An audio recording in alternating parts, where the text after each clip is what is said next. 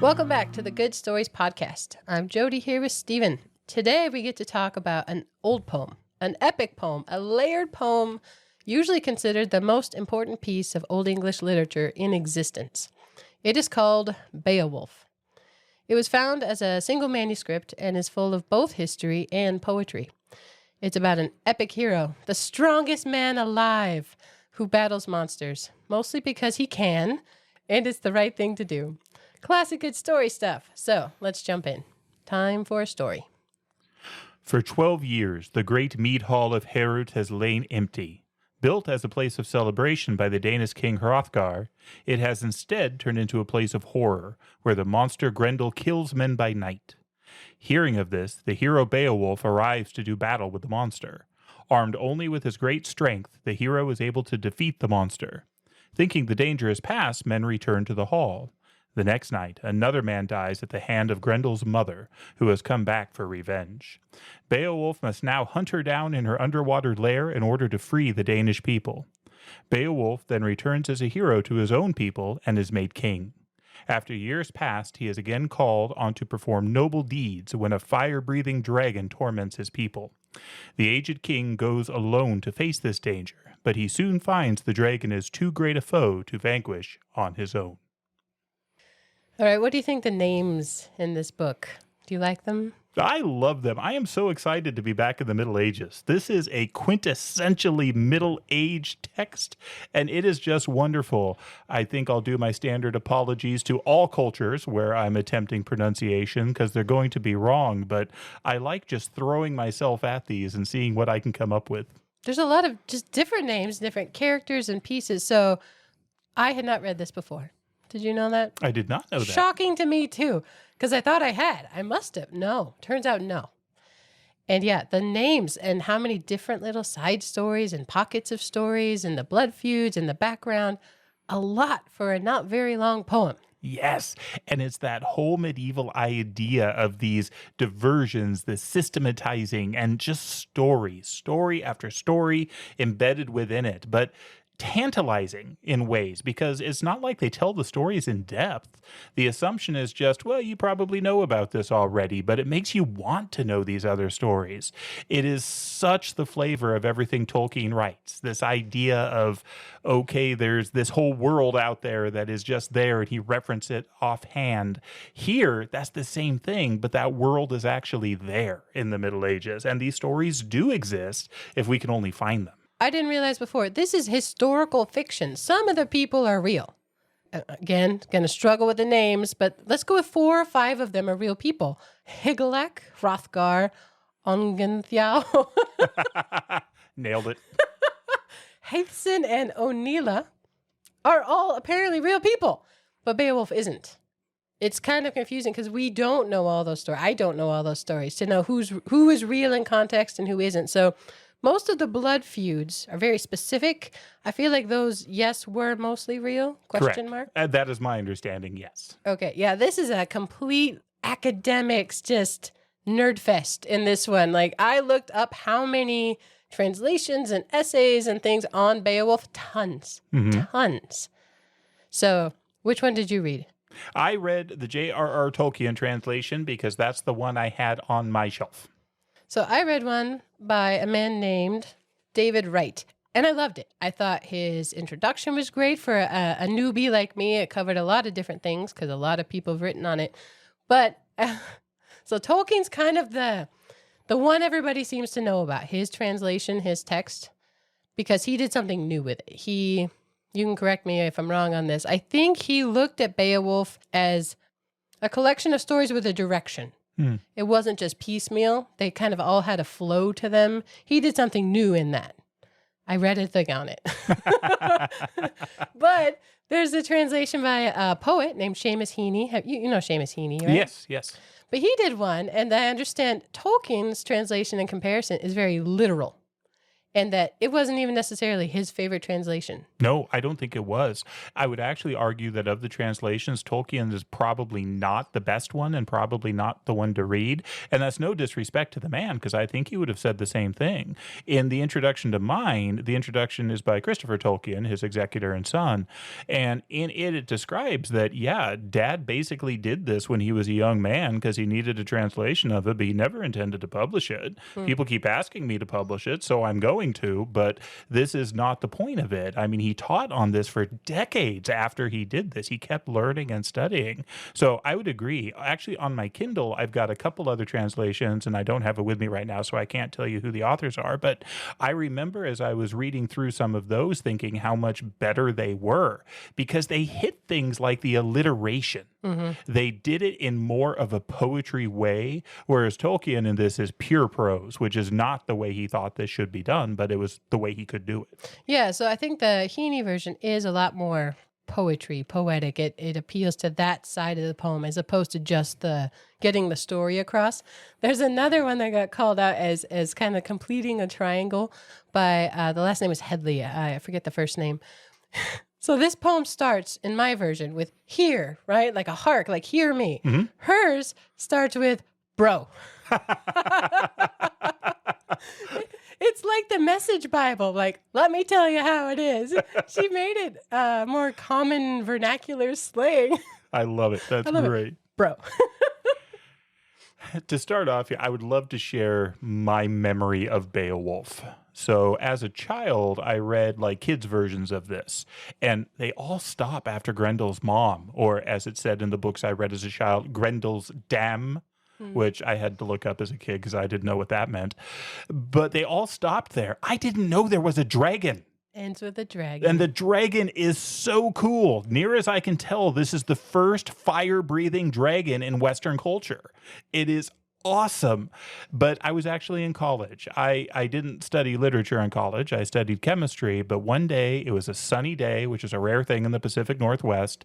And I remember going out on the quad, and I had a copy, and I think it was Seamus Heaney. I think it was his version. And I remember sitting with my back against a tree, and I just read Beowulf beginning to end. And that was the first time I encountered the dragon. It was the first time I had seen this in a poetic way. And I just fell in love with it. And I've loved it ever since. So we're going to have a problem today for people who haven't read The Lord of the Rings, because there is so much that Tolkien took from Beowulf and put into the trilogy. I mean, thing after thing after thing, and I will call them out as we go along because I was shocked. Specific names. I thought he came up with those. He borrowed. It's part of the soup, right? Yeah. Wait till you read the Poetic Edda. Oh, no. Yeah. He borrowed a lot.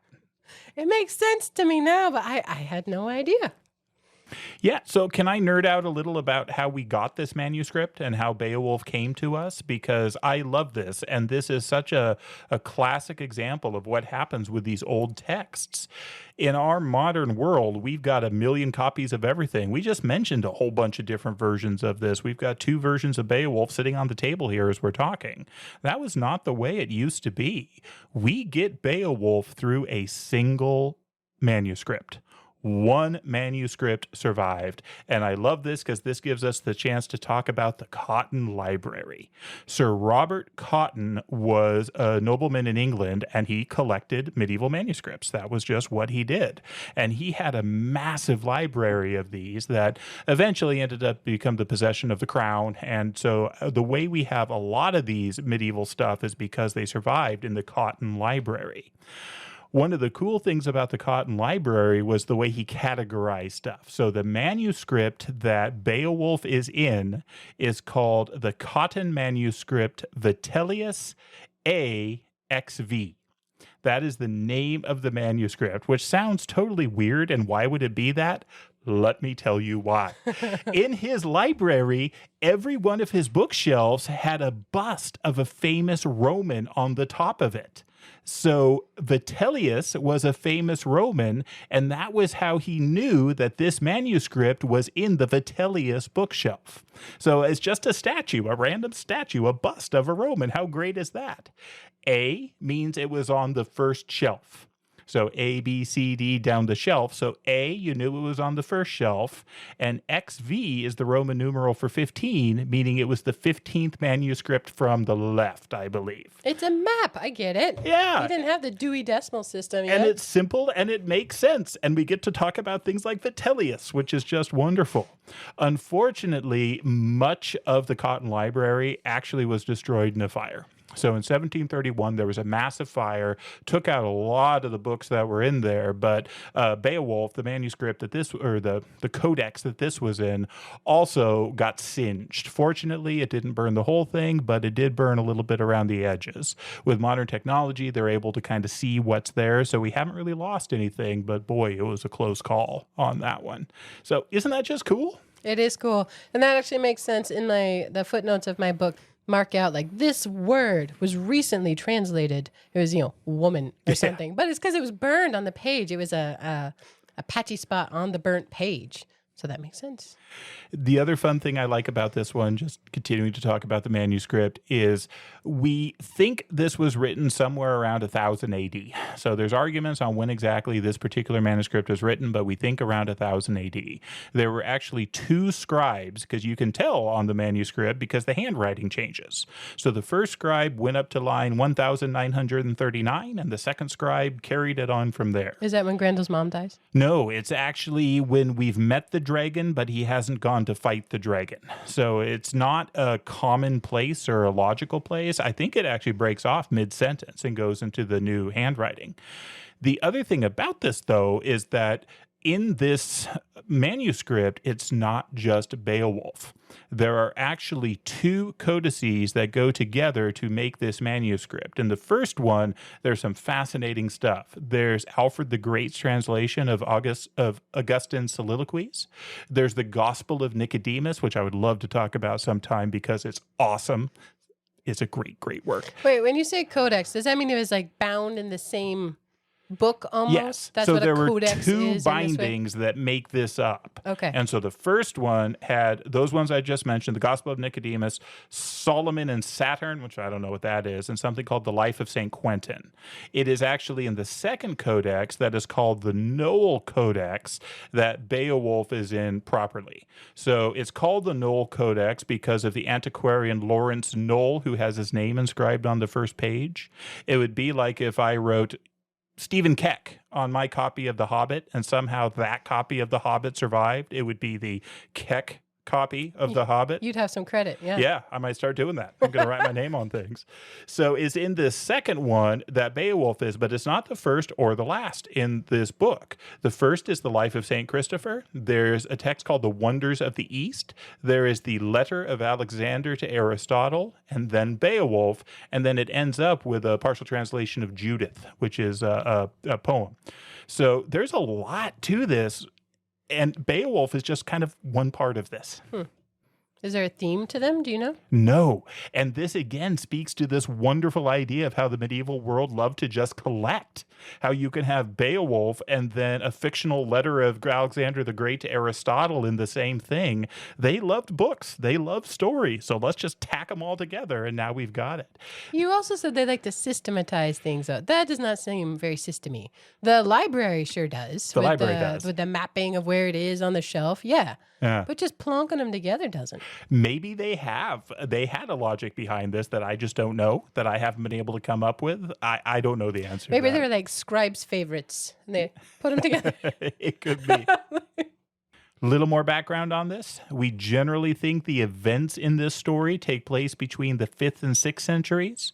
Again, we think that this was written somewhere between 600 and 1000 AD. There's the two scribes as mentioned. There's no agreement, though, on any of this. Massive debates. The dating of Beowulf is a huge thing. I have listened to a Beowulf scholar say that he has known at least one marriage break up because they could not agree on the dating of Beowulf. No way. I don't know if that's true or not, but I heard him say it, and so I'm going with it because it's a good story. It's funny, yeah. Yeah, I mean, that's just wonderful. And when you start talking about the history of this and you start talking about, well, when could it have been written? My understanding is that that, and again, not a scholar on this, just an enthusiast, but my understanding is that the Old English text is derived largely from West Saxon English. So West Saxony, Wessex, is actually where Alfred the Great ruled. And so it makes sense that that would be something that would carry through. How cool is it that we're talking about names like Alfred the Great? And when we talk about who could be king when these were being written, there's other giants of Anglo-Saxon history that come up. This could have been written around the times of men such as Knut the Great or Sven Forkbeard or the delightful Athelred the Unready. I mean, these massive names in Anglo-Saxon history that are kind of associated with this, maybe. It's just so much fun, and I do love it. I like the Forkbeard best. Yeah, Sven. Sven Forkbeard. So I was reading some things that said that this was a oral tale before it was written. So recited rather than read. How much credence is given to that if we go by when we think it was first written down? Does it mean it could be way older because it was recited? And that's the main argument.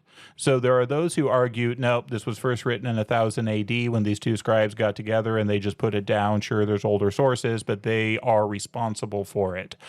Most scholars, though, I would think it's fair to say most scholars, well, I don't know. A lot of scholars would say that, no, this is an oral tradition, and so this goes much, much older. As we read through this, we will see this wonderful blending of Christianity and paganism. And so a lot of the argument is, okay, is this a pagan story that was Christianized, or is this a Christian story that they threw some pagan elements in to make it sound old-timey? And I tend to lean towards I think it's a pagan story that was Christianized. I do think it is older, but again, not being an expert, I have no logic behind that other than I just love the idea of things being old. Yeah, there's several ideas in this, I think, that are kind of old English ideas. And one is this word impermanence. I took something from Bede. The Venerable Bede? The Venerable Bede. It's called Ecclesiastical History. And I didn't read the whole thing. This is a clip. My understanding is it compares a man's life to a bird, a sparrow, that's flying outside on a cold winter's day. And then it flits into this warm, well-lit hall in wintertime and then back outside again. Like, that is what a man's life is. And so I like the parallel there. Beowulf starts with a funeral. Mm-hmm. And it kind of ends with a funeral. Mm-hmm. I mean, it does end with a funeral. So the idea of impermanence, that men are here for glory and renown. I mean, how Tolkien is that? But it comes and it goes, right? Yeah. You gain your glory while you're here, but we are impermanent. And that is throughout this. There's this kind of, bleak's the wrong word because it doesn't come across as bleak. It's just history, right? The problem with reading history is everybody dies at the end. Mm. That's what this is. And this is so Scandinavian. It is so Nordic, so Norse. Remember, the Norse gods lose.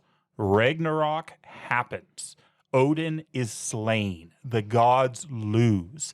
Yet there's still beauty in that struggle. The passage you mentioned from Bede is a famous one, and it nails it. This idea of life and light and flight for a moment, and then outside cold and darkness. But in that moment, there is life and light. And so those of us who love the Norse mindset, those of us that this speaks to us on some level, that's what it's saying.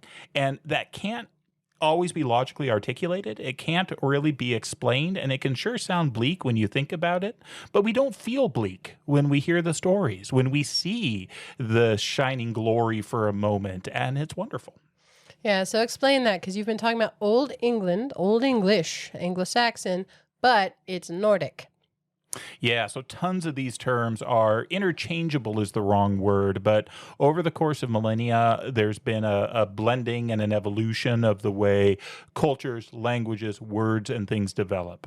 So many of us are very comfortable with the idea of the word English. Not all of us stop to consider where that term comes from. Britain is the older term, right? The Britons that lived on the island. But when the Angles, who were essentially Vikings, came, they took it over. And this is where you get the English or English. And you also have the Saxons. And so many words in England have the Angle root, but also this Saxon root, and all sorts of intermingling and cross-pollinating between the two till they were essentially kind of one culture in England. And this is where you have things, as I mentioned, West Saxony, which you may never have heard of, but most of us have heard of Wessex, or East Saxony, you may never heard of, but a lot of us have heard of Essex, or you may not have heard of South Saxony, but if you've read is Sense and Sensibility that starts in the county of Sussex. So we have this Anglo-Saxon, this essentially early pagan Viking influence into what was a Roman and Christian Britain. Well, they then became Christianized. And so you have these Anglo-Saxon dynasties, these reigns of kings that were Christian, but very, very close to their Nordic pagan roots. And when I'm using the term Nordic, I'm really using in the sense of the Northmen, right? The people from the north, which included the Angles, the Saxons, but also included the Danes, which are going to be one of the major characters in this book. It's going to include the Geats, which are now part of Sweden, and this is where Beowulf comes from in this book. It includes the Frisians, it includes the Finns, it includes all these different people groups that, looking in retrospect, we would just say Vikings, and that's not an unreasonable term. But remember, even the word Viking refers to those that come from the Norwegian town of Vik originally. So even that originally had a narrow thing.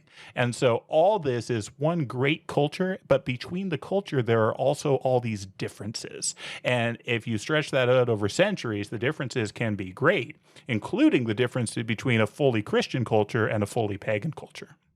Yeah, those differences, I was looking at, because it doesn't come across as bleak, this poem, overall, I don't think. And so someone was talking about the consolation. And like, what is the consolation? Because he dies in the end. He's an old man, and he dies at the end. What's the consolation? And it's actually pointed out by Tolkien that the point was that it's not a Christian consolation. It's a pagan one. It's a heroic one. It's a courageous hero doing what is good and right for his people, though he does die at the end. But I mean, he's an old man. What a way to go out. But I'm skipping ahead. It is a great way to go out. In general, this story is going to look at good versus evil.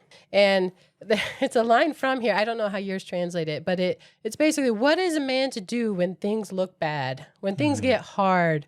And it does show a good picture of the times because these kings are wealthy. They give generous gifts of gold and armor and horses and things. There's also fealty and loyalty, but also, as I mentioned, blood feuds, and there's a lot of them. And then they tuck in these monsters. Yeah. Totally separate from the people, the tribal blood feuds, and then monsters. So it has that good versus evil, old man and young man. There's living and there's dying. I think this is a quote from Tolkien.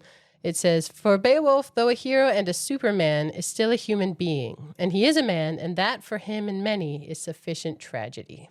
That sounds bleak, though. But it doesn't feel bleak.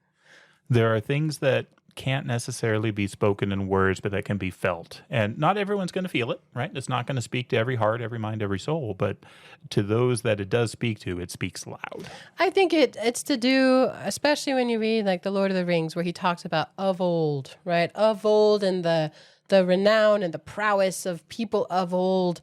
It doesn't diminish what can be accomplished today, but it is a looking back at things that were done that were amazing. Mm-hmm. Yeah, perspective. Yeah, I think that's really what I got out of this story. He is no longer a king of his people, but while he was, and even before he was, he did some really cool stuff. Oh, yeah. Okay. The story starts looking back. As many medieval tales do, this goes back to a beginning, and it starts with the legendary first king of the Danes, Skilled Skeffing.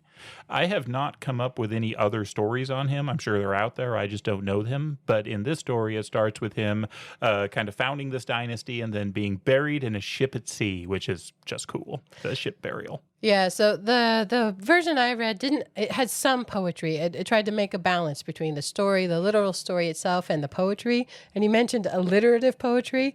That I also learned about kennings. Yes. Can I mention these real quick? Please do. Okay. Kennings, my understanding is that they're a compound descriptor of something. And it reminded me of an epithet, like in Greek stories. And I wondered what the difference was. So with epithets, it's more an adjective or a short phrase about a characteristic of someone. A kenning is more of a paired wording for a noun. So you mentioned the sea. Here's one I like. It's a whale road. Because by definition, a kenning technically in the poetic art, as described by Snorri Sturluson, who was a great Icelandic author back in the day, His name is Snorri? Snorri. Snorri Sturluson. Love it. He writes actually a description of basically the bard's art, and he talks about the kennings, and he goes through this. But yes, it is not, whereas an epithet is an adjective, right? So where most of us have come across epithets in the biggest way is in Homer, where it talks about, the fleet-footed Achilles or laughing Aphrodite, or they'll do these prolonged Homeric epithets where it'll be a really long statement. That's not what these are. These are more like a pronoun. It substitutes and replaces the noun. So you don't mention the ocean, you mention the whale's road. And usually there's a determinant, there's something like the road, and then there's a modifier like the whale. And so it's that two-part structure that makes it a kenning. And the game, as you're listening to this, is to try and translate it, to try and interpret what are they talking about with that.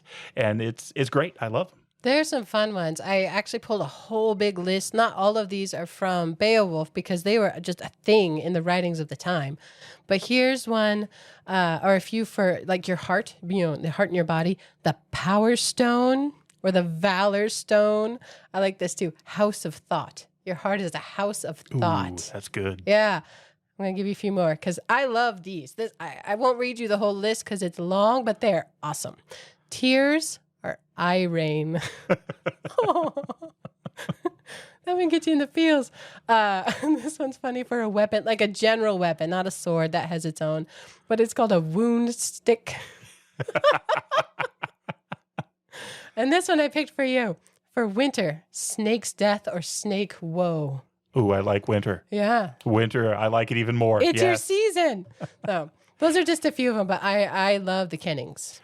I was reading through some of Tolkien's commentary on Beowulf, and if I read one correctly, he believes the name Beowulf itself might have been a kenning. Oh, for what? The name Beowulf is broken up into two parts. Beo, which are B, the B Beo is bear, and wolf is wolf. Well, that's so awesome. The bear wolf. The Beo makes sense, right? If we think about The Hobbit with Beorn, I mean, that's that initial opening, the bear man. So here we have the bear wolf.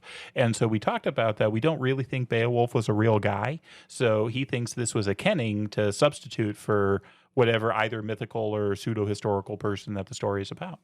Should we actually get to the plot? I think so. Let's start this off. So again, Skilled Skeffing, the original legendary hero, and then there's a sequence of other kings that frankly I can never keep straight. But then it gets to really the main king for the first 2/3 of this story, and that's Hrothgar, the son of Healfdene. That was close to an R roll. Did you hear that? I'm very pleased right now because Don't do it. Okay. He can't roll his R's, people. Please, you don't want to hear it. It's one of the greatest sorrows of my life because I have worked so hard on it and I'm not even close. That was close right then. Wow. I'm telling you. Anyway, Hrothgar. Hrothgar is a successful king. He's doing very well. And mine, I'm going to quote from mine, understand that it's probably different from yours, but it says, it came into his mind to command the erection of a building that should be the greatest banqueting hall ever known. That's awesome. How wonderful it is. The mead hall. So I don't know. Look up mead halls of the Vikings because they're cool. They're just these big rooms, massive fires in the middle, and they're a place of feasting, of drinking, of storytelling, and also a place for the love of beautiful things. What makes a king a good king in this era is often the ability to give out wealth, largesse, the ability to gift his followers.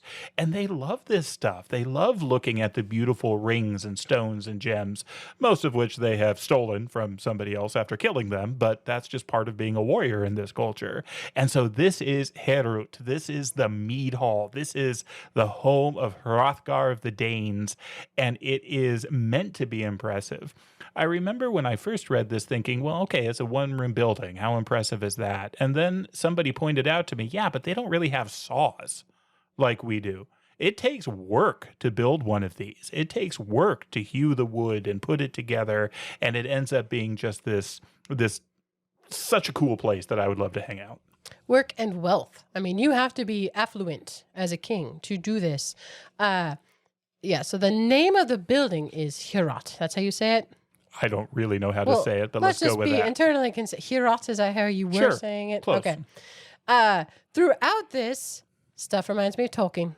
Rivendell, are you kidding? It's totally Rivendell, where people go, whether they like songs or stories or eating and drinking best, whatever you like best. This is where you go to do it.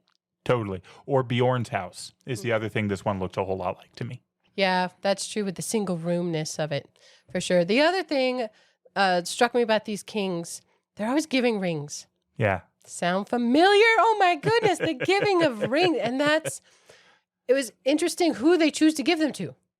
It's kind of random, but it's basically a token of honor, token of loyalty, gratitude. I mean, it can kind of span the spectrum, but really cool that there's just rings given from someone you love and respect, your lord. The epithet throughout my translation of this says over and over again, the ring Danes. I mean, the giving and receiving of rings is so associated with their culture that it becomes a descriptor for them.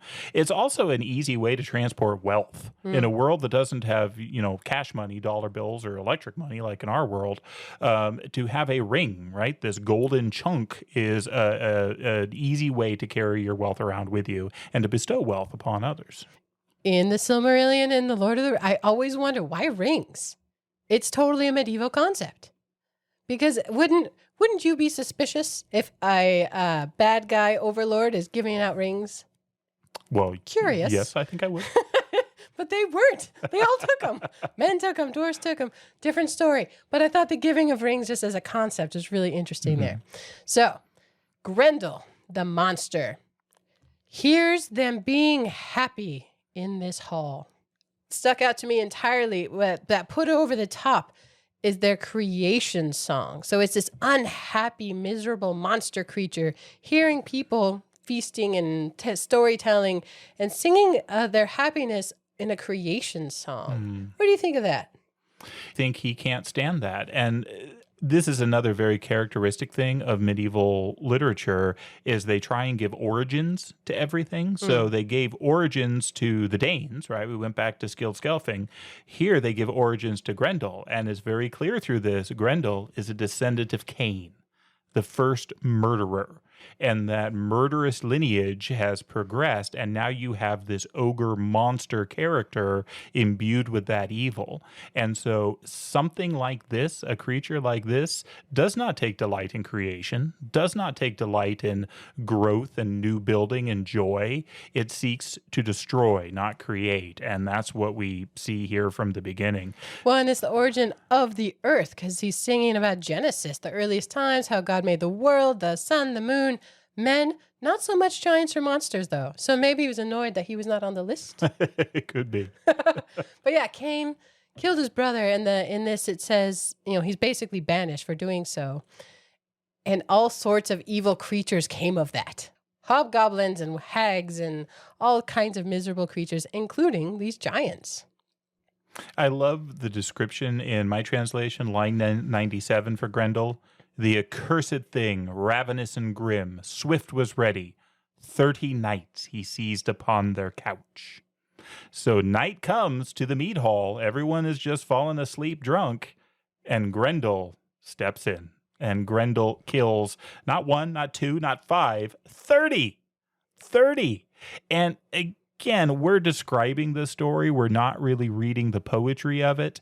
In the different translations, different things are going to be good or better poetry, but some of this really just jumps out. I love this line too. There came in darkling night passing a shadow walking. I mean, that's Grendel, the shadow walking. From there it says, in the darkness of night, he occupied the rich hall of Hirot, but he could not approach the treasure throne because of the Lord, nor could Grendel know his love. So we're talking about that mix of pagan and Christian. It's interesting that things are protected in this with spells and things, but also with faith, that Grendel can go kill, but he's not allowed to touch the wealth, the kingship. That's interesting. Mm-hmm. I don't have a thought on it. Curious what you think. Kings in this tradition are anointed. So in the same way that David wouldn't kill Saul because he was the anointed king, that anointing carries a concept of the approval and protection of God. And so I wonder if there's a component of that.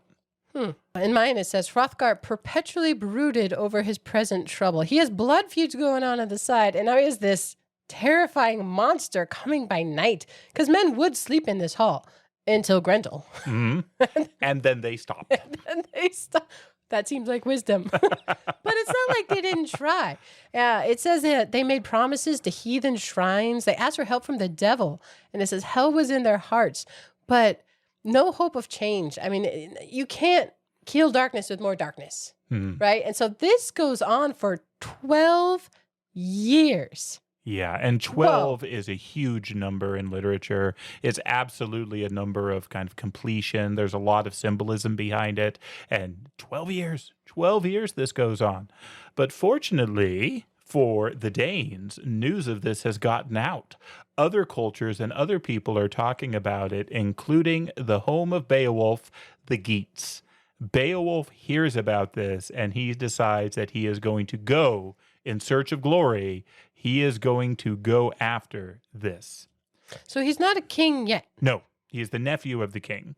And it says, line 51, of this of Grendel's deeds, the knight of Hygelac, esteemed among the Geats, heard in his home afar. So not a king. He's a knight of the king, Hygelac, or however it's pronounced. So yeah, he's hearing about this, and then he gathers some men around him. He takes, I think, 15 on the boat.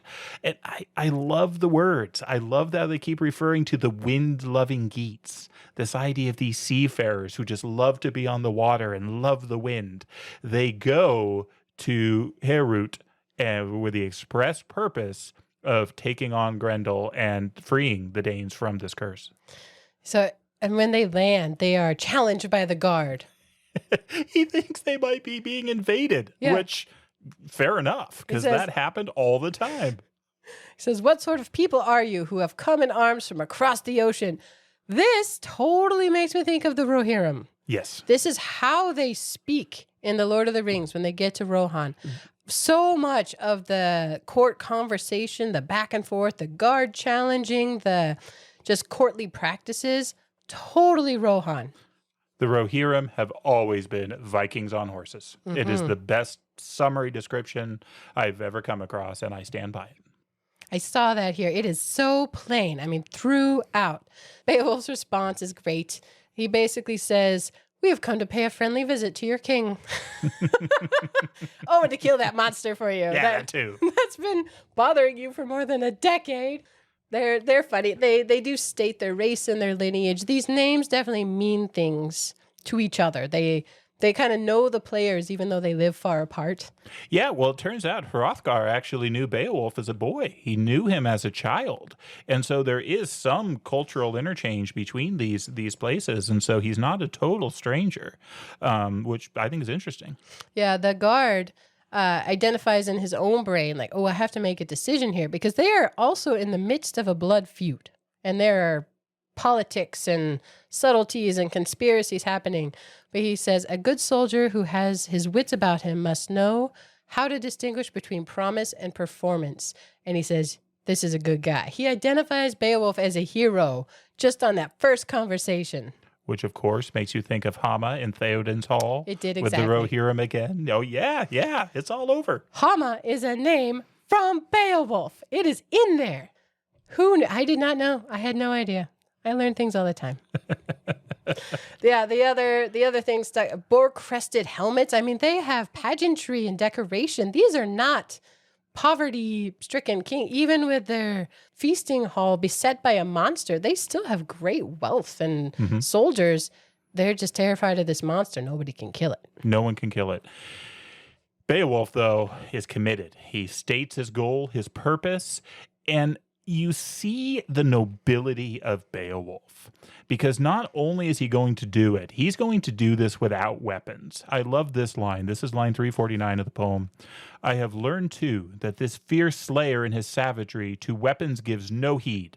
I, too, then, will disdain, so love me, Hygelac, my liege lord, to bear either sword or wide shield, yellow boss to battle, nay, with my grip I shall seize upon the foe and engage in mortal contest with hate, against hate. So good. Mine has with my bare hands. This guy is going in for an epic jujitsu battle. Yeah. You caught that, right? Oh, man. This is grappling. He's going against this massive monster with his bare hands. Yeah, because if the monster won't use a weapon, I won't use a weapon. I mean, how just... That's a little bit later. He notes that he considers himself equal in strength and size, so a weapon wouldn't really be It's not fair. reasonable. Yeah. What we learned throughout this book, though, is that repeatedly the grip, the strength of Beowulf becomes this ongoing thing. And he doesn't, I mean, he'll use weapons, but it's not his primary go-to. And the reason we learn is because he just shatters them. His strength is so great that no weapon can withstand him, not what he's attacking, him, which is pretty cool. Well, it's both later. Both later. It's somewhere in here it says he never had good luck with swords. Yeah. So he relies on his strength, like Samson. I mean, this guy is the strongest man alive. Crazy. Yeah. But the king is very excited that he's there, and they have a party, right? We're going to feast. We're going to tell stories. We're going to have songs and talk about old traditions. But there is a naysayer. Unferth. Very worm tongue. Go to the Lord of the Rings. Did you look up what that name means? No. Not peace, or not wit, or even quarrel. So it fits for what he is. It says he could not bear the thought that any man living should earn more distinction than himself. So he broached a thorny topic. That was a funny translation. That's a quote from my thing. I love it. Yeah. So yeah, he comes up to Beowulf. He's like, "Aren't you the guy who lost swimming with your cousin? I heard about you and took me to Jack Sparrow, but you have heard of me." That's not how Beowulf responds. No, Beowulf steps up. And he's like, "Well, actually, I do remember that. And no, I didn't lose. That was Brecca. He and I both swam in the sea. I went further, longer, and I killed 9 sea demons while I was doing it. I was actually triumphant for that." He steps up. We're going to see his strength a great deal through this. Here we see him in court, though. We see his courtesy, his court speech, and how he can handle somebody like this uncourteous man without killing him, without challenging him to a duel, without any of that. He uses his words. And so we see that Beowulf is just the complete package. He is. He calls Unferth a killer of his brothers. True. And the spilling of blood, of kin's blood, was a big deal then. Like, that was not acceptable. And that's what blood feuds are. It was killing between people related in some way, or polarized families. And so he is a killer of his brothers. But the king really likes Beowulf's answer. He's got some faith in him now. What's also very interesting to me is what happens next after this discourteous exchange. Is we get a new character. We get Hrothgar's queen, Wealhtheow. What does she do? She steps in and she makes peace. She goes around among the men. She serves ale and mead. She is a peace bringer. She's a giver of gifts in her own right. She is a queen in this hall. And so it's very cool that we get to see her step in and do what she does. There's one other thing I want to bring up about Beowulf before we get to his encounter with Grendel. And that's his mail shirt was made by Wayland. It says that in the translation I have, and this just delights me because Wayland the Smith is a massive character in this world. He's one that we've heard of before. So when we were talking about Boethius, so in Boethius, the constellation of philosophy, Alfred the Great actually did a translation into Old English of Boethius. And there is a part in that in book 2 where philosophy, Lady Philosophy, is talking about the fleeting nature of fame, the fleeting nature of your name being known. And in the Latin, the line is, "Who remembers where are buried the bones of Fabricius?" Fabricius was a Roman general who refused to accept a bride from the Macedonian king Pyrrhus. And so he was very famous in his time, huge in his time, but you don't know who he is, right? I wouldn't know who he is without this passage. And we certainly don't know where his bones are buried. And so there's this concept of famous fleeting. Renown won't last after you for very long. When Alfred the Great translated that passage, though, he didn't use Fabricius. He substituted, "Where are the bones of Wayland, this smith?"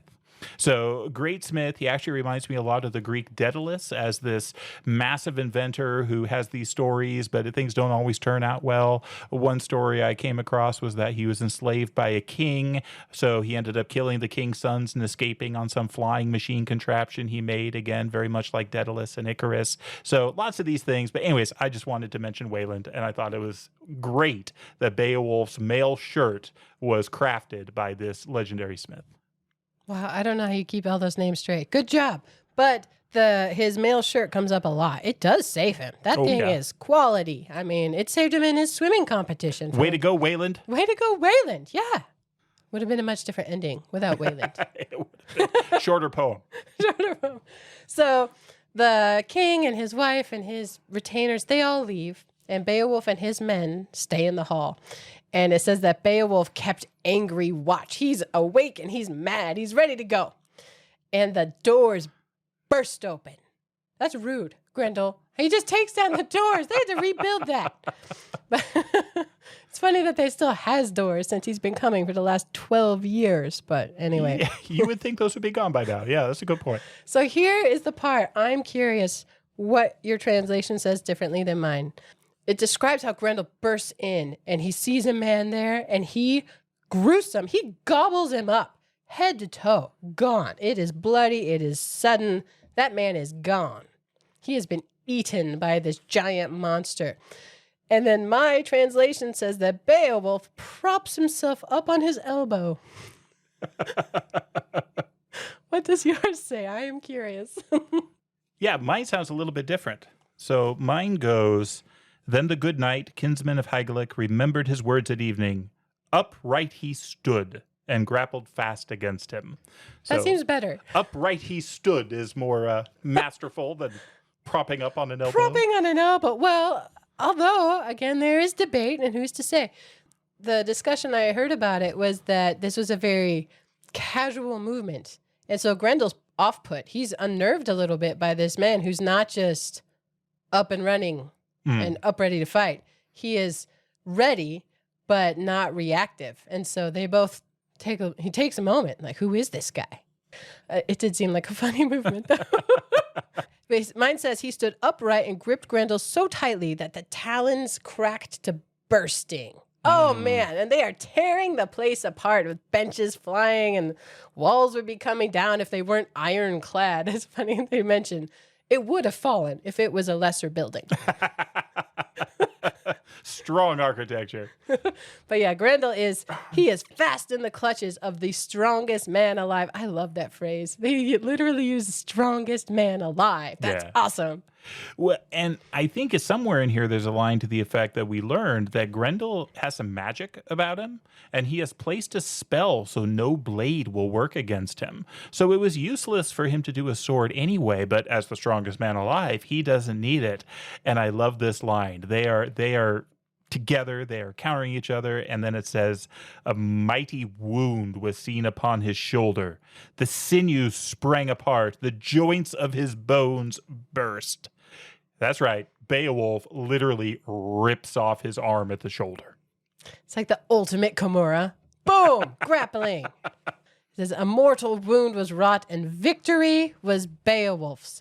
So Grendel heads off running. Yeah, it does bother Beowulf that Grendel gets away. Yeah, he didn't want to let him go. But he knows he's gonna die, and he's got this trophy, this arm that he can mount up on the wall because he's just not gonna survive that. Gross. Yeah, he posts the arm up outside the hall so everyone know a battle had been fought and won.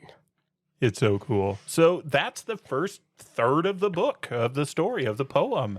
This is the defeat of Grendel. Beowulf has done it through his strength. And Wonderful. And what follows next is this kind of interesting interlude because they think that everything is okay now. The monster's dead. What could go wrong?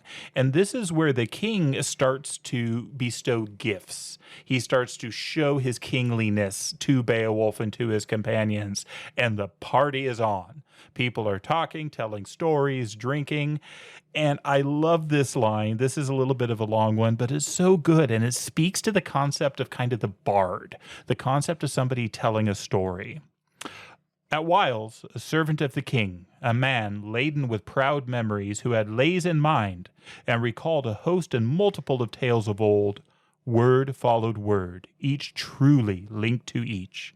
This man, in his turn, began with skill to treat the quest of Beowulf, and in flowing verses to utter his ready tale, interweaving words. That's so good. Word followed word, each truly linked to each. I just love that. Yeah, it's an art for sure. And he pairs him with Sigmund of Wales, who kills a worm. That one's a dragon, a worm. But he gains glory and he finds his treasure hoard. And they pair these stories together, these parallels and of renown and victories won. It's really cool, actually. The king sees the arm and shoulder posted outside, and he gives thanks to God. And he says, I tell you that the woman who bore such a son into the world may declare that God was good to her in her childbearing. That totally to me sounds like Mary. You know, blessed are you among women and the child you bear. Elizabeth talking to Mary in the Bible. Yeah, I think there's a connection there. So, I mean, a lot of the Christian, thanks to the Lord, blessings from the Almighty, they're very evident in this. And at least on my translation, it just totally took me to Mary on that. Yeah.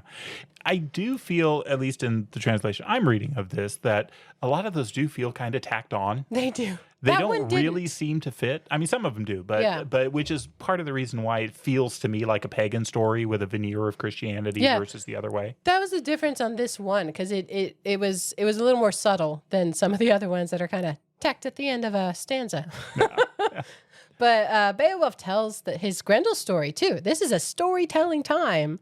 And the king basically claims him as a son. Like, I will treat you as my son. What honor there. Yeah. And Unferth is the naysayer. He's pretty much put in his place. He is silenced. Well, he just ripped off a monster's arm. No. I don't know that I'm saying much either at that point. Yes, many gifts of gold and armor and horses and saddles are given. Many gifts. My goodness. And many stories, many references to stories, the sons of Finn and other ones. And again, I don't know these stories, but boy, wouldn't you love to? They do a little bit on the story of Finn. And again, it says this one is told as entertainment, but it's a bummer. So it's funny that it's included as entertainment. In general, these stories make me sad for the women. Fair Truly. enough. Women in these stories, they're women of nobility. They're given as peacemakers. Like you mentioned, the king's wife goes around and makes peace, and this is her role. That's kind of their role throughout. So in these blood feuds, often they will give a daughter or a sister in marriage to someone that they're fighting with in hopes that it ends the feud, right? We're family now. But instead, both sides end up killing each other. There's still anger there. There's still vengeance. And then the wife is just devastated because now, her brother or her dad and her husband and her sons are all dead. I mean, it is devastatingly tragic, but that is their role, to be peacemakers, to bring peace between these warring groups. Turns out it doesn't usually work. It's pretty hard to bring peace to some of these groups. So yeah, these are the stories that get told in the middle. Yeah, in this Finn story, it says, fire swallowed up the dead on both sides, and their glory perished. Okay, What? that does sound bleak. It is bleak. These ones where they don't actually correct or amend a feud. There's still vengeance, but they throw a woman at it, be like, now we'll have peace. That does not work. It is sad because she, in the Finn story, she's the one who lives. Everybody else dies. Yeah. That one is sad. For sure, there is sadness in these stories. But the next thing that happens, though, is that the king's wife again passes the cup, and she encourages generosity, and the laughter comes back after this sad story. So it is a kind of an ebb and a flow. Again, with the Rohan customs, this is where we meet Hama. I mean, the name Swerdings is in here, also from the trilogy. Just so many. The king commends Beowulf. He says, you have behaved in such a way that people everywhere must sing your praises forever. That's pretty good. Oh boy, that's a life. Well, problem solved, right? Grendel's done, so the Danes come back to the mead hall. They can sleep there now and be safe. Or not. Turns out Grendel's mom is still around, and she is impressive. She comes back, and she's going to take the arm, and she is going to kill. And this one's interesting because she actually kills just one, and he gets a name. So before, where Grendel stepped in and killed 30 nameless knights, she only kills one, but it's an important one. She kills Ascere, I don't know how it's pronounced, but he's the king's counselor. And this is really important to the king. This one you can tell wounds the king because he says later this wonderful line, "My counsels were his and his wisdom mine." I mean, that's beautiful. There's a link here. But now we've got this new monster on the loose. We have this new killer. She comes, she takes Grendel's arm, and she goes back to her den, her lair. Isn't this totally just a blood feud, though? I mean, the blood feuds throughout between humans, but here they just killed her son. She was brooding over her woes, and now she is out to avenge. It goes both ways. Yeah, really good point. Yeah, so they describe it as a fen refuge in mind. These monsters live at the bottom of a lake. I mean, it is creepy. It is described much better than creepy, but it is creepy. It is creepy. Read the poetry. It's so good. You may be wondering, where was Beowulf when all this happened? Well, the poem addresses it. He was given other sleeping quarters in honor. So he wasn't there, so he couldn't stop it. But he's there now. And Beowulf is not going to let this go. He is going to seek out the mother of Grendel, and he is going to end this. The courtly conversations do make me laugh, though, because he comes back in the morning to the hall. He's like, "How did you sleep, O king?" Not good. Read the room, Beowulf. It was a rough night. But yes, vengeance. Again, vengeance. And the king says again, "I will reward you for this. Go." And so they follow the blood trail. When Grendel ran away, when he was wounded, he left a blood trail. So they follow it together. And when they come to it, it says they lived in an unvisited land among wolf-haunted hills, wind-swept crags, and perilous fen track, where mountain waterfalls disappear into mist and are lost underground. That paints a picture. It's really cool. Yeah. And through here, people are trying to talk Beowulf out of this. You know, aren't you scared? This is dangerous. Don't do it. And I love this line because this speaks to that concept of seeking glory. The line he gives is, "To each one of us shall come in time the end of life in the world. Let him who may earn glory ere his death. No better thing can brave knight leave behind when he lies dead." And so that's what Beowulf is there to do. I love that he's given a sword. And if I'm reading this right, he's getting the sword from Unferth. That is correct. The uncourteous one gives him hrunting. And I didn't look up what that means, but this is the sword. And Beowulf, in an act of nobility, takes it. I mean, he doesn't seem to have any resentment towards Unferth. I mean, it's a pretty generous act, it sounds like, from Unferth, and it's a generous act from Beowulf, I think, to take it. Yeah, I think this is an heirloom. You know, like in The Hobbit, we talked about the stories of the swords, and now they have this lineage. These swords do too, and it's preeminent. I mean, among their treasures in the family and the tribe, and it's supposed to never fail. But apparently these monsters know some things about putting spells on sharp things. So that could be why it took 12 years to kill Grendel. It could be. There's one other thing about the mere, the water that he descends through to get to this lair. In my translation, it says, "There may each night be seen a wonder grim, fire upon the flood." So it sounds like the surface of this pool that he's going to dive down in that's full of monsters is also burning, that there's fire on the top of it, which again, that's pretty cool. It says it takes him the better part of a day to find the lake floor. And this whole time he's beset by these swarms of weird beasts and they're coming at him. His armor comes in very handy again. Thanks, Wayland. Interesting, though, when they describe the ocean voyage when they come over to help the Danes, it's very accurate in terms of the water. Here, he is submerged for a day. No problem. I mean, the water's annoying, but he can breathe. I mean, clearly he can breathe somehow. So Hmm. I don't know. Funny where they take artistic license and where they don't. Yeah. But finally he comes into this enemy hall and it says the water doesn't bother him anymore. And there he sees an enormous water hag. She's terrifying. Grendel's mother. When I first read this, I wondered how they were going to one-up Grendel. Grendel's mom does the trick. She's terrifying. And she has the same spell. So what the line says here, soon did the invader learn that in battle shining, it would bite not there nor harm her life. Nay, that blade failed the prince at need, which aforetime had endured many clash of blows. Oft times had cloven helm and harness of the doomed. So this sword that he's been given, it just ain't working. Yeah. So he kind of chucks it. Mine uses the word exasperated. He says, stupid swords. She's jumping on him. She's clawing at. She's got a dagger. Again, grappling. The mail shirt. Well, they're grappling. Yes. I mean, trust to the strength of your hands, people. That's good. I say people a lot. Trust to the strength of your hands. I feel like I'm yelling at someone. But yeah, his chainmail saves him from her attacks. And he's tossed against the cave wall. But then there's this interesting phrase. It says, then God brought about the victory once Beowulf had struggled to his feet. He had to make the effort first, but then God hands him this victory. Lo, among the war gear there he beheld a sword, endowed with charms of victory, a blade, gigantic, old, with edges stern, the pride of men of arms, the choicest of weapons that. And mine adds that it's actually forged by the giants, so handiwork of titans. So perhaps the spell they had was only on human swords, men's swords, but of their own making, it works. That could be. Well, this speaks to something we've touched on before, maybe. I mean, so when we were reading Photogen and Nycteris, the idea of the arrow that the witch had touched was the one that could then kill her. Again, we are often the means of our own destruction. And I think maybe there's a little bit of that speaking out on this one. Oh, yeah. Yes. So he stabs Grendel's mom. Her name is Grendel's mom.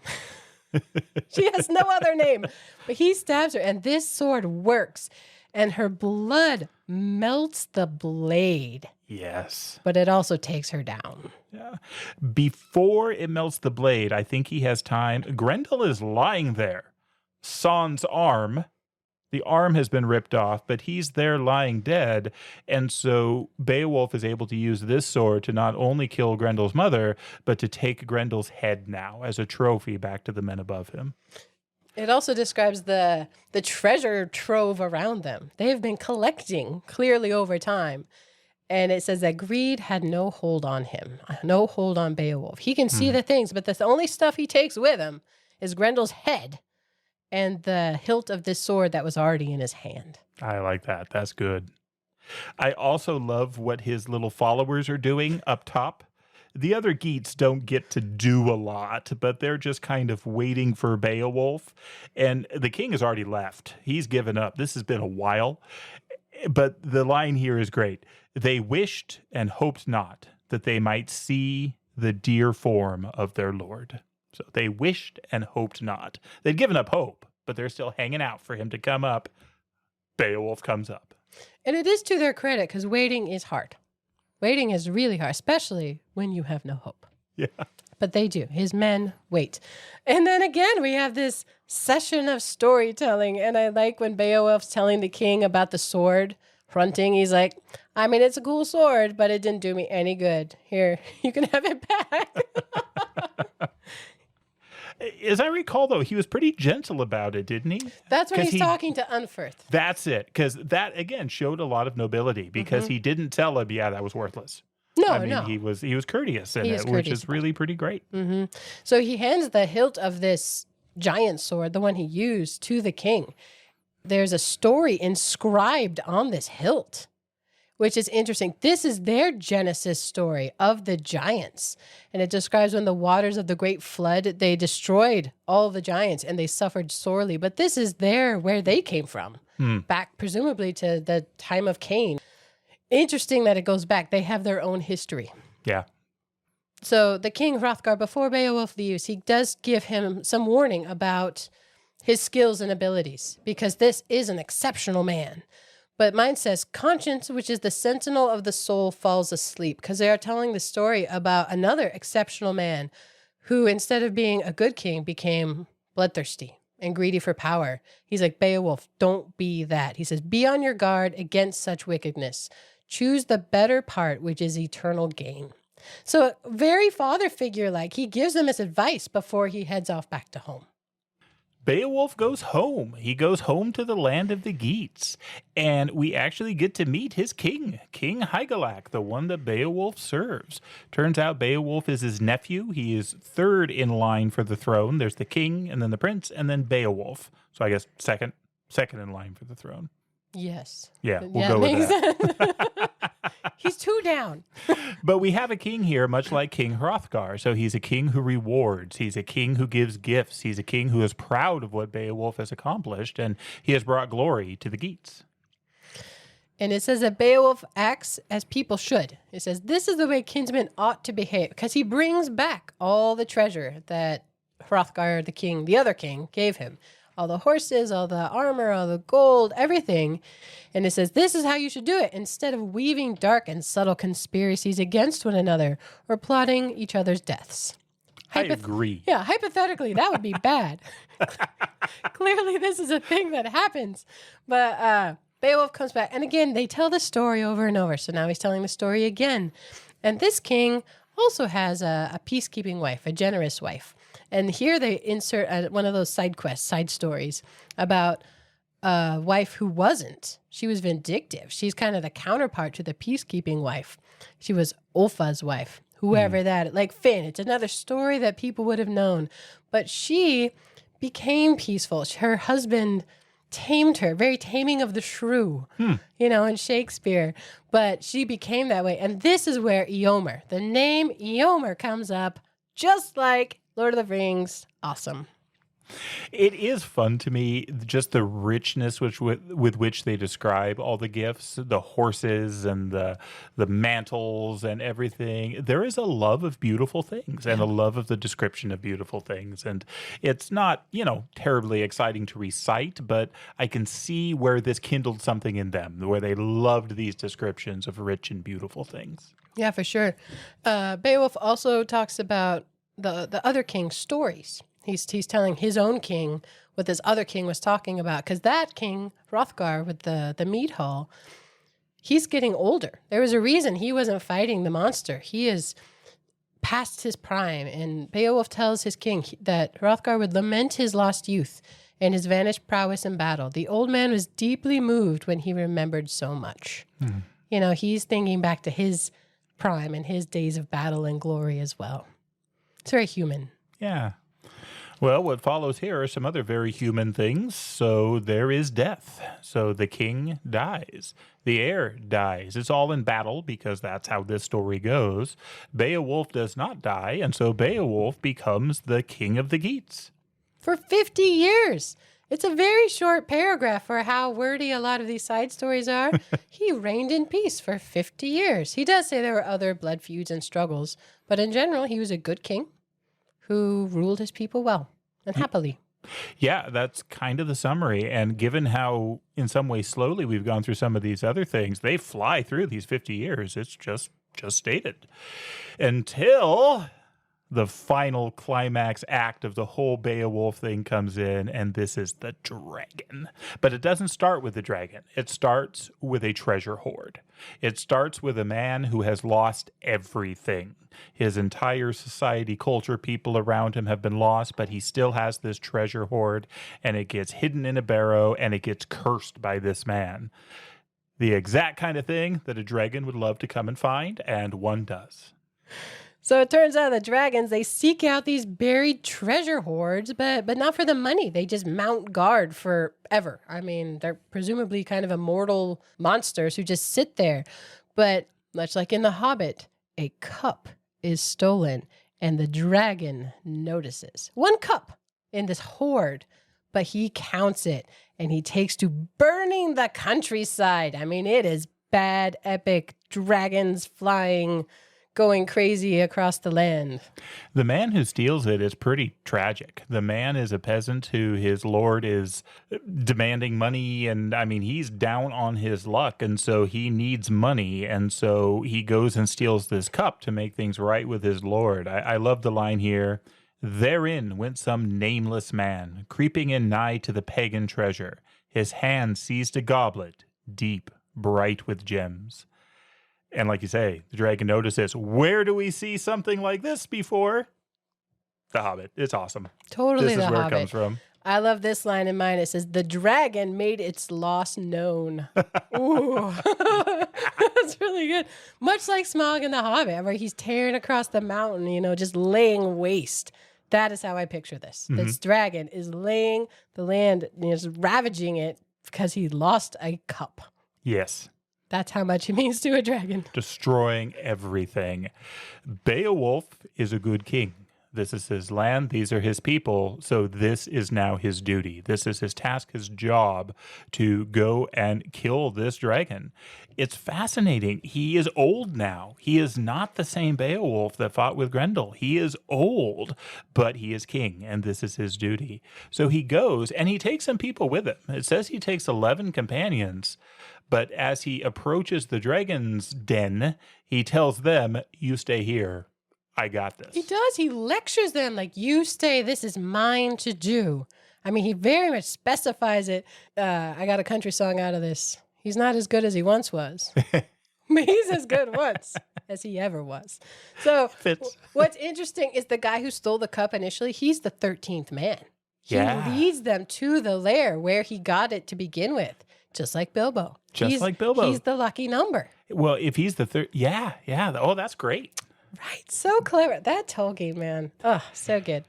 There is a name of one of the companions. The name of the companion is Wiglaf. And if there's something we've learned so far in Beowulf is that names often have meaning. Wiglaf means battle remainder or the warrior remnant, essentially the survivor. How fitting. Is what this is. And yeah, we're going to see how that plays out. But he doesn't start with this because Beowulf goes in alone. Well, he builds a shield because their shields were wood, and that is a problem when battling a fire-breathing dragon. So he has a very special shield made that can withstand the flames. That's just planning. Smart. He's an aged veteran king. He knows his business. But he stands up to this dragon. He roars a challenge to draw the dragon out, like, come at me, to a dragon. And I love this line. It says, each of the adversaries, the dragon and Beowulf, were in awe of each other. Mm-hmm. But we have another instance where the sword is of no help to Beowulf. None whatsoever. It's a new sword. I love that all the swords have names. This one is Negling. So he has a new sword, but again, does him no good. It will not pierce the dragon's hide. And on the second attack, the sword breaks in his hand as he's fighting against the dragon. And here's where Wiglaf, the battle remainder, he runs up to help. He says, blood must always be thicker than water. He actually tries to recruit other men to come with him, and they do not come. They run away scared. And this line is so good about Wiglaf as he's coming in. I mean, this is a battle with a dragon. It doesn't get bigger than this. But here's the line. Then strode he through the deadly reek, his head armed for war, to the succor of his lord, and these brief words he spoke. I mean, man, how good is that? Through the deadly reek, Wiglaf is there, and he is there to help. And he comes up on the dragon, and I don't know what it is about his sword versus Beowulf's sword, but Wiglaf's sword can penetrate, and he stabs the dragon, and this gives Beowulf some time. But while this is all going on, Beowulf is there in the jaws of the beast. And the dragon actually takes Beowulf and bites him in his jaws and crushes him. But as Wiglaf is stabbing the dragon, Beowulf takes his dagger and slashes it into the dragon, and it is Beowulf who gets the kill as his own blood is just draining out of him. It is epic in every description of the term. And it also reminds me of something. Merry on the field of Pelennor, outside of Gondor, and he sees this hero battling the Nazgul. he slices the king of the Nazgul in the heel with his sword, and it allows Eowyn to take out the king of the Nazgul. Yes. Totally there. I mean, Merry is Wiglaf. Yeah. Yeah. There's another link on that one, because what happens to Merry's sword? The blade vanishes. It goes down to the hilt, just like we saw with Grendel's mom back before. Man, there's just so much in Tolkien from this, and I just see it, so many layers of it here. It's amazing. The wrap-up line here is, together the kinsmen killed their adversary. That is how a man should act in a tight corner. There's the moral of Beowulf, everybody. Love it. It's so good. Beowulf is dying. There is venom from this dragon. He has been crushed. He has been bit. He's an old king. He is dying. But before he dies, in his mind, I have killed the dragon, and I have gained this wealth for my people, this hoard of treasure. So he has a command for Wiglaf. What he tells him to do is go, bring me some of this bright treasure that I can see it. So again, this love of bright things. But as we learned earlier, Beowulf isn't greedy. This isn't for him. This is wealth and treasure for his people. But he wants to look on it before he dies. Beowulf says, though wounded to death, I can rejoice in all these things. He's remembering back on his life. He's seeing this wealth that he can pass on to his people through this last, triumph against a dragon. And a fire-breathing dragon. It is super cool. This is the mighty worm. Yeah, it's so great. Wiglaf does. He runs and he grabs things. He brings it to Beowulf. Beowulf gets to see it. Beowulf has a few other parting shots. Wiglaf's the only guy there because all the other cowards wouldn't come. And so he tells Wiglaf basically, all right, the rule is yours now. So he gets to take over the kingship. And the other thing he says is, build me a barrow here. This is where I want to be buried. And so this is where we get Beowulf's barrow, where the hero is laid to rest. Yeah, I like how he describes it too. He says, keep my memory green among my people. So there's this tower by the sea, Beowulf's barrow, that they can see and remember him. I mean, like the bird flying through the warm chamber, right? From one window in the cold to the other window in the cold. But if they can remember the passing of the bird and the passing of Beowulf. And then the line, so line 2366 of the poem, from his bosom did the soul depart to seek the judgment of the just. That's a pretty good wrap up. It is very good. I mean, he is the ideal hero, and then becomes the ideal king. And I think I said it earlier, the consolation of this book is that his glory survives, and now there is this barrow where they can remember him. And my intro to this book used a T.S. Eliot quote so I'm going to quote a quote, but it's from East Coker, The Four Quintets. Mm-hmm. I have not read that. Have you? No, I haven't. I've been reading about it recently. There's been some of the books I've been looking at, they've been talking about it, but I have not read it. Yeah, his name has come up several times lately, but I like this as an end quote. It says, for us, there is only trying. The rest is not our business. I think it's good. We learn a little bit more here about the dragon horde. Turns out the curse is real. I mean, that's why Beowulf is dead, is the way the author, if I'm reading this right, kind of describes it. Wiglaf seems to not be subject to the curse because he's doing this under the command of Beowulf when he grabs the treasure and brings it out. But the impression I get is this treasure is not going to go to enrich the kingdom. This is going to lay with Beowulf in his mount, in his burrow as he lays dead. It's kind of funny through here. Wiglaf goes off on the other guys who wouldn't go to help Beowulf. He scolds them. Those laggards in battle. I mean, that's harsh, but accurate. They're pretty much banished. So for the amount of men who killed in the mead hall, or they're banished for not showing up, it's crazy they have good men left. Yeah. They keep getting rid of them. But pick the best of them and send them off. And this is where the poem ends. That's the story. So we've got Grendel's mom, and the dragon. Each encounter is epic. Each encounter shows incredible strength and virtue and nobility of Beowulf. And it's just fun. It's just a wonderful story all throughout. Do you have any other thoughts on this? Any other... The only other word that comes to mind is an elegy at the end here, because you mentioned the treasures, it was cursed, and the people now in this poem, it says they should expect hard times. There's old old hurts, old vengeances that this good king kind of bypassed for his lifetime, but they're coming back now. So the passing of this good king in its way is also a passing of this blessed time for these people. Yeah. It's kind of a full circle since we started with the funeral. We kind of end back there again. But they did have this time of peace with Beowulf. Well, I think probably the best way to wrap this up is ending this with the final passage of the poem itself. Thus be mourned the Geatish folk, their master's fall, comrades of his hearth, crying that he was ever of the kings of earth, of men most generous, and to men most generous, to his people most tender, and for praise most eager.